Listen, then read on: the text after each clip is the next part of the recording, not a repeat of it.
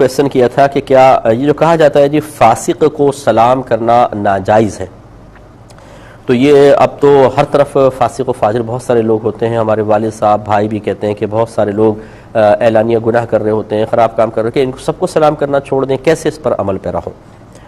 دیکھیں سب سے پہلے فاسق کی تعریف یاد رکھیے گا کہ فاسق اسے کہتے ہیں جو گناہ کبیرہ کرے.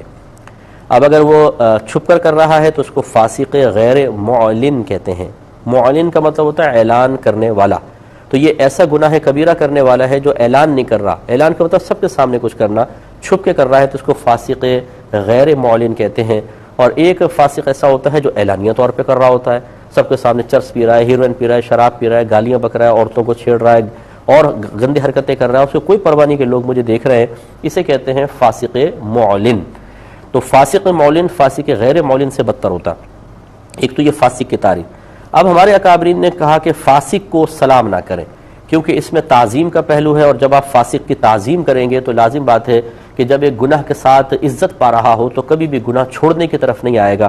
اس لیے اس کو سلام نہ کرو تاکہ اس کو اپنی حقارت کا احساس ہو، تو وہ وجہ حقارت کو جاننے کی کوشش کرے، اور وجہ حقارت جب اس کے گناہ ظاہر ہوں تو وہ ان کو چھوڑ کر عزت کی طرف آنے کے لیے ذہنی طور پر تیار ہو. تو یہ پہلے دور میں چونکہ فساق و فجار بہت کم ہوا کرتے تھے، زیادہ تر نیک پرہیزگار لوگ ہوتے تھے، اس لیے بزرگان دین نے حکم دیا کہ ہرگز فاسق کو سلام نہ کرے، تاکہ جہاں سے وہ گزرے اب کوئی سلام نہیں کر رہا، کوئی سلام کا جواب نہیں دے رہا، تو اس کو احساس ہوگا کہ یہ سب نیک ہے اور ہم ایک دو جو ہے یہ غلط کام کرنے والے ہیں. تو دیکھو آج ہمارے ساتھ یہ حال ہوا کہ کوئی ہمیں پوچھ ہی نہیں رہا، تو چلو ہم برا چھوڑ کر اس طرف آ جائیں. اب ہو گیا معاملہ بالکل برعکس. اگر آپ نیک آدمی کو ڈھونڈنا چاہیں گے تو شاید لاکھوں میں کوئی ایک آدھ ملے گا، باقی ہر طرف گناہ کبیرہ عام ہو گئے، اور اعلانیہ گناہ کبیرہ ہیں. غیبت گناہ کبیرہ، چغلی گناہ کبیرہ، جھوٹ گناہ کبیرہ، پھر اور مطلب اعلانیہ طور پہ بہت سے گناہ آپ جانتے ہیں وہ سب ہو رہے ہیں. تو اب فساق ہو گئے زیادہ. تو اب اگر کوئی کسی فاسق کو سلام کرتا ہے تو کیا اس سلام کی وجہ سے وہ گناہ پہ دلیر ہوگا؟ اور آپ اگر کسی فاسق کو سلام کرنا چھوڑ دیں گے تو کیا وہ احساس ذلت کی وجہ سے گناہ چھوڑ دے گا؟ اب یہ صورتحال نظر نہیں آتی ہے.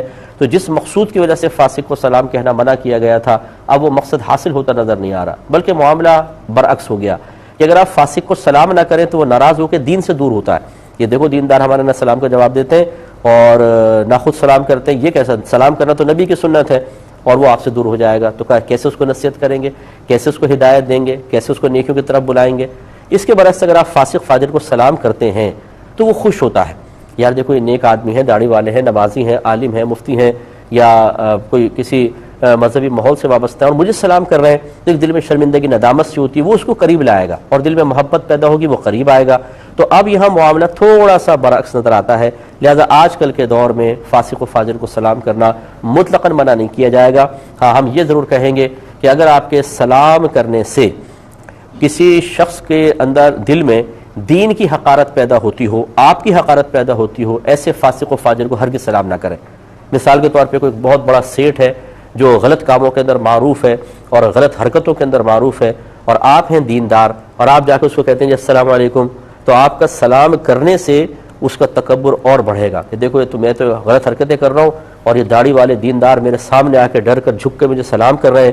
تو کیا اس کے دل میں آپ کا وقار پیدا ہوگا؟ نہیں، توہین، تحقیر پیدا ہوگی، دین کی بھی، مذہب کی بھی، اور مذہبی علامت یعنی خود آپ کی بھی. لہذا ایسے کو سلام نہ کریں.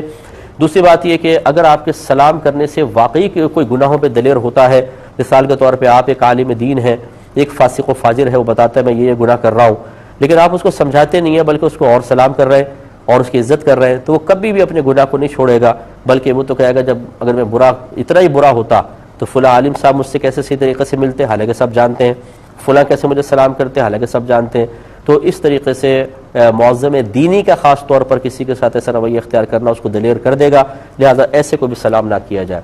اور عام لوگوں کے اندر بھی یہ ہے کہ اگر آپ سمجھتے ہیں خاندان میں کوئی متکبر ہے کہ آپ اس کو سلام کرتے ہیں تو آپ کی حقارت پیدا ہوتی ہے، تو بالکل نہ کریں. اسی طرح اگر بالفرض آپ کہیں یہ محسوس کریں کہ آپ کے سلام کرنے سے کوئی گناہوں پہ جمتا ہے، دلیر ہوتا ہے، تو ہرگز نہ کریں. مثال کے طور پر بعض لوگ 3 طلاقیں دے کر کسی بھی چلتے پھرتے مفتی مولوی سے فتویٰ لے کر بیوی کو گھر میں رکھے ہوئے ہیں 3 طلاقوں کے بعد. یہ حرام اور گناہ کبیرہ ہے، کیونکہ 3 طلاقوں کے بعد حلالہ کے بغیر بیوی حلال نہیں ہو سکتی ہے، اور وہ گھر میں گناہ کبیرہ کر رہے ہیں، جسمانی تعلق بھی قائم ہو رہا ہے، سب ہو رہا ہے. ایسے شخص کے لیے حکم شرع یہ ہے کہ تمام رشتہ دار جن کو اس کے فعل بد کے بارے میں معلوم ہے ان پہ واجب ہے کہ اس کا سوشل بائیکاٹ کریں. جو جو نہیں کرے گا سارے کے سارے گناہ گار ہوں گے. یعنی اس کے عمل کو جانتے ہوں اور پھر بھی اس کے ساتھ رویہ رکھیں تو گناہ گار ہوں گے. کیوں؟ اس لیے کہ اب آپ کو اس کو سلام کرنا، اس کے ساتھ اچھا رویہ کرنا اسے اس گناہ پر ثابت قدم بنائے گا. وہ کہے گا اگر میری کوئی برائی ہوتی، دیکھو نا رشتہ دار مجھ سے قطع تعلق کر لیتے، سب تو مل رہے ہیں، تو وہ کیوں چھوڑے گا اس گناہ کو؟